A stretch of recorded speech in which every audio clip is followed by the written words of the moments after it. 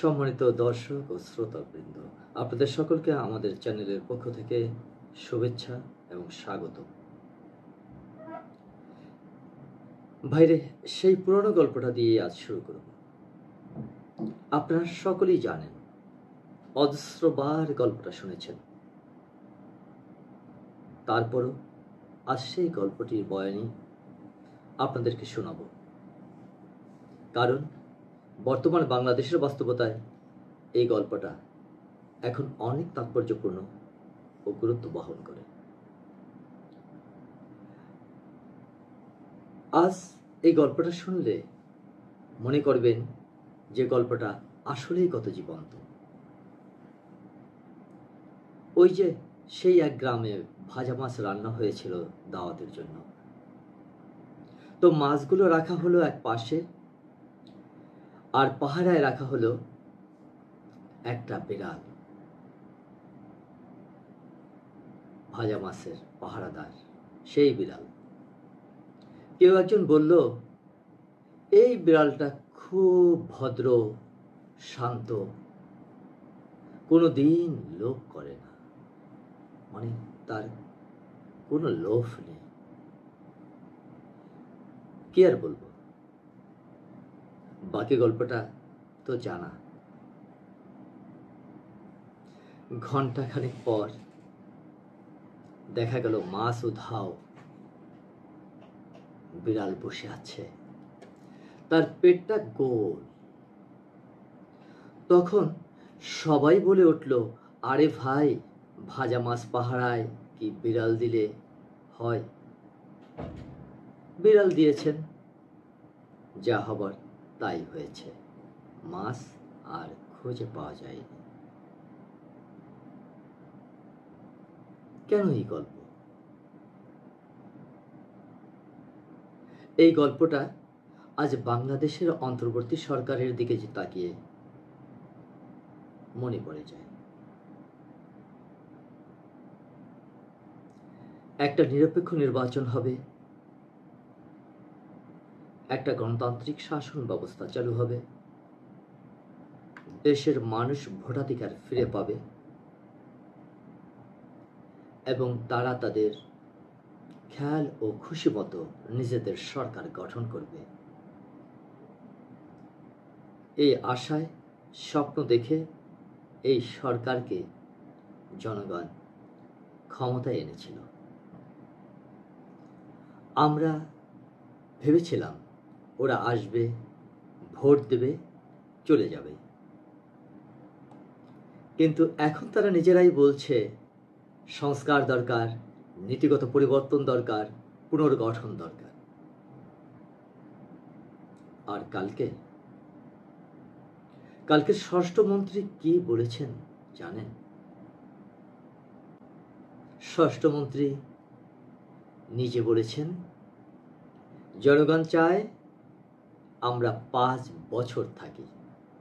স্বরাষ্ট্রমন্ত্রী নিজে চান না, জনগণ চায়। কিন্তু জনগণ যে চায়, সে চাওয়ার তো একটা পদ্ধতি রয়েছে, পন্থা রয়েছে। সেই পন্থাটা তো নির্বাচন।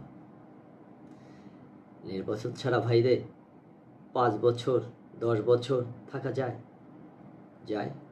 গায়ের জোরে, ক্ষমতার জোরে।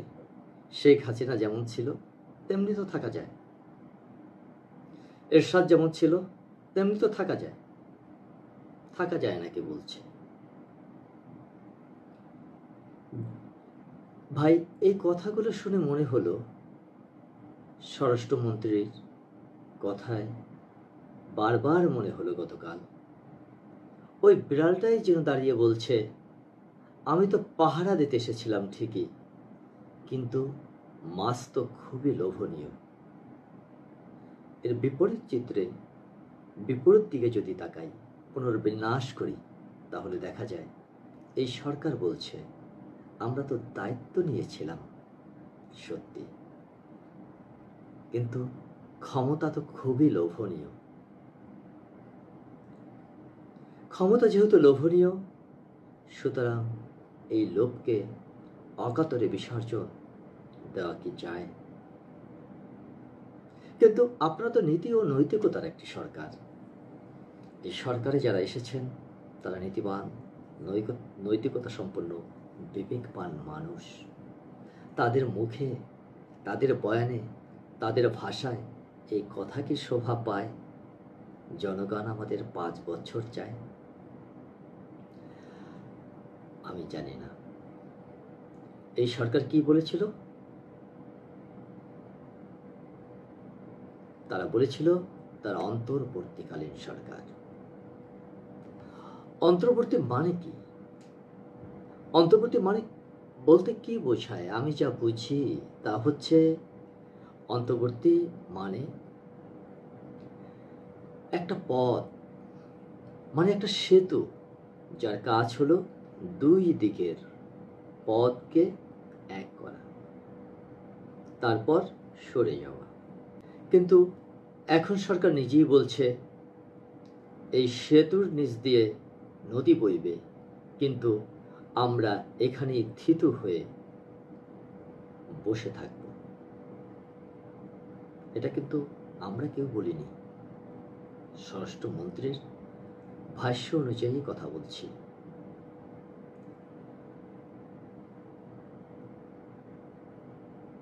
এদের এখন নির্বাচন হবে না, সংস্কার চলবে, এবং এই সংস্কার যতদিন না শেষ হয় ততদিন পর্যন্ত তারা এখানেই থাকবে। কিন্তু যে সেতু বানাবার জন্য জনগণ তাদেরকে একত্রিত করেছিল, সমন্বয় ঘটিয়েছিল, সেই সেতুর নিচে প্রবাহমান নদী তারা দেখতে চায় না বা দেখতে পায় না। সম্ভবত এটাই তাদের উদ্দেশ্য। তবে আমাদের কথা হচ্ছে স্পষ্ট, জনগণ আপনাদের ভোট দেয়নি 5 বছরের জন্য। আপনাদের উপর জনগণ বিশ্বাস রেখেছিল, রাজনৈতিক দলগুলো বিশ্বাস রেখেছিল শুধু একটি দায়িত্ব পালনের জন্য।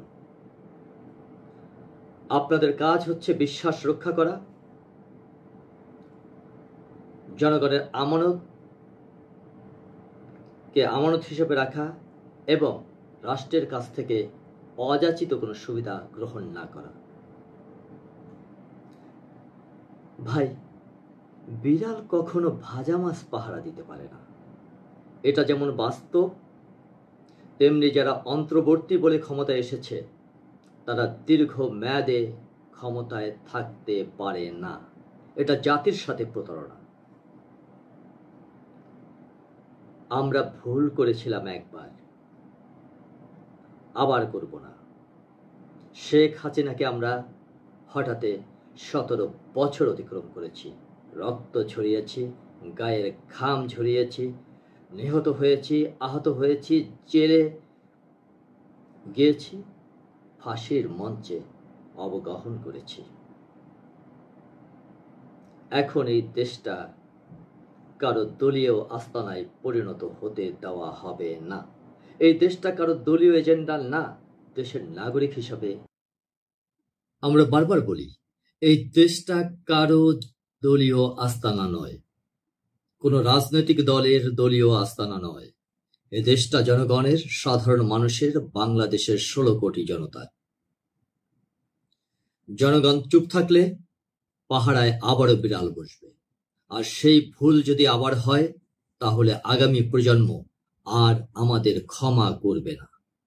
আগামী প্রজন্মের স্বার্থে, দেশের স্বার্থে, গণমানুষের স্বার্থে, গণতন্ত্রের স্বার্থে, উন্নয়নের স্বার্থে, সংস্কারের স্বার্থে এই সরকারকে উচিত হবে না এই জাতীয় কোনো তথ্য বা বয়ান বিভিন্ন জনসমাবেশে বলে বেড়ানো।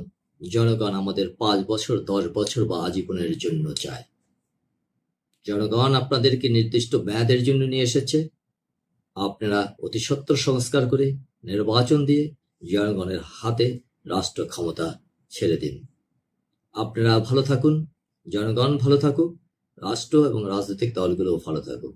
আপনাদের সকলকে ধন্যবাদ।